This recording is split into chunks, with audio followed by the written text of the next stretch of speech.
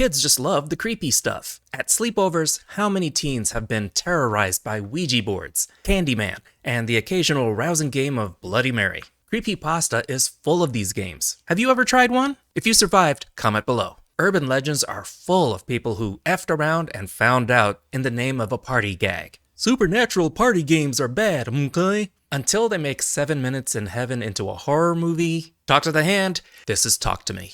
You can talk to me.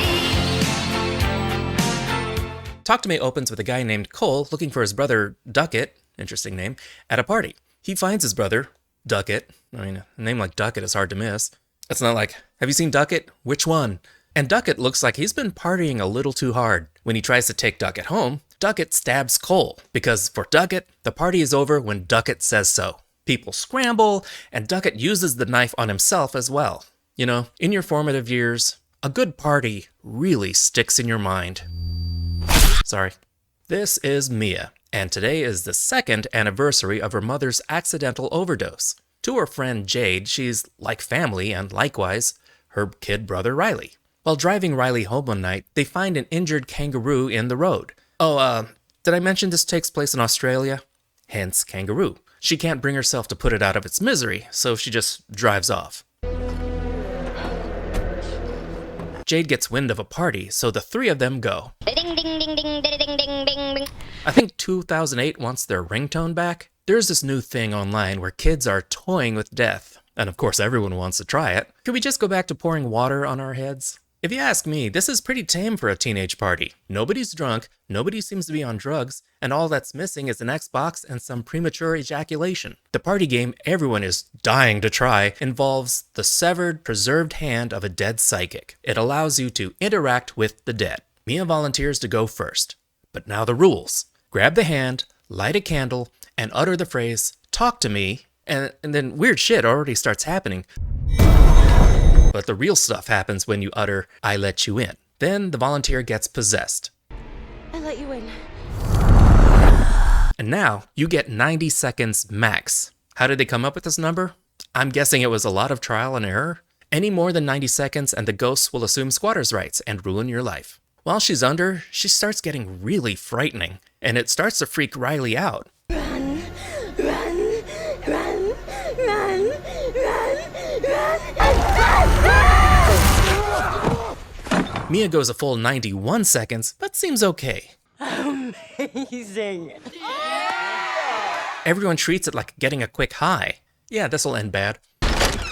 What time's everyone getting here? The next party is held at Jade's house, and we get more hand party. Nice place. It's an ugly fucking dog. Jade's boyfriend is the next volunteer, and his possession goes all kinds of wrong. I'll let you in. Does he murder his family? No, he wishes. He just makes out with a dog. Hey man, how you get them bitches? This really explains his breath. Can we go back to 7 Minutes in Heaven? They lock out the dog and have some more fun.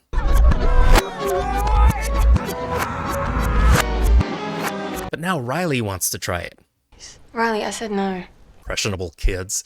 Big Sis says no and leaves. So Mia says okay, but keep it short. So they strap him to a chair, which was the style at the time, and he can do the same game as long as he's only under for 50 seconds. Miss you so much, me. But then Riley starts talking like Mia's mom. Mia, of course, wants to hear more, so she lets him go past 50 seconds. But they start getting really close to 90 seconds, and Riley convulses and he starts beating his face into the table and anything else he can get his cranium on. We pass 90 seconds, and he just keeps going. He even tries to pull an eye out. It's messed up. Cops are involved, and the theory is drugs and not an internet challenge, because face it, drugs are easier. Mia's relationship with her father has been strained since her mother's death. It's getting even more so when her mom implied that she didn't commit suicide after all, and her dad might be responsible. I guess to hide it from the cops, Mia has the hand. Or, I don't know, maybe she stole it. 5-finger discount. He's bad, Mia. He's really fucking bad. Mia gets the blame for what happened to Riley. They're not necessarily wrong. She did let him go over time. Then she starts having visions of her mom. Jade's boyfriend Daniel stays over with Mia since he's hiding from his parents. They have a history, but it's cool with Jade. I guess, mostly. They go to sleep, and she has a steamy dream about the two of them. You know, she used to have a thing for him.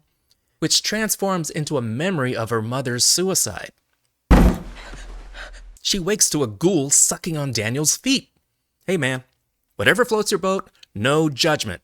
But when Daniel does wake up, it's Mia sucking on his feet. I mean, she's going to town on those little piggies. Yeah, you have my foot in your mouth. What? No, I didn't. Daniel leaves, mortified, weirded out, maybe turned on, I don't know, and Mia goes off to brush her teeth. She tries to use the hand without a spotter. She does this one a little differently. She says, talk to me, but no letting anyone in. The scene kind of reminds me of Chris Rock in New Jack City. You know the scene. She talks to her mom for a little bit, further reinforcing the notion that her death was no accident. Riley still tries to bash his own head in any chance he gets. Think of your poor mother. You know insurance won't cover this. Mia brings the hand to Riley in her handbag. Get it? Handbag? Sorry. They don't remember blowing out the candle, so Riley's session is still going. Maybe, I don't know, they've had sessions in between, but their logic here is all over the place. They think starting another session and then closing that one properly will save him. Only problem, he's unconscious. He can't say, talk to me, I let you in, yada yada yada. Talk to me. Won't work.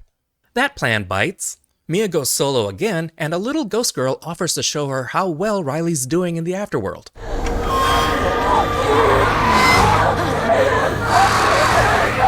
Seems okay. Later, Mia's mom appears and tricks her into stabbing Pop.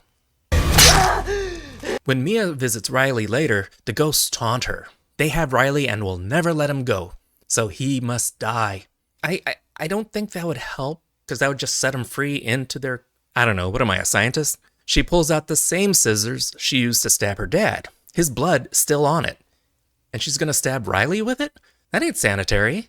But she can't do it. This is connecting into her earlier inability to put the suffering Rue out of its misery. So now she's got to redeem herself. For a strange kangaroo she wouldn't do a solid for. Jade goes to Mia's house and discovers her follow-through is lacking.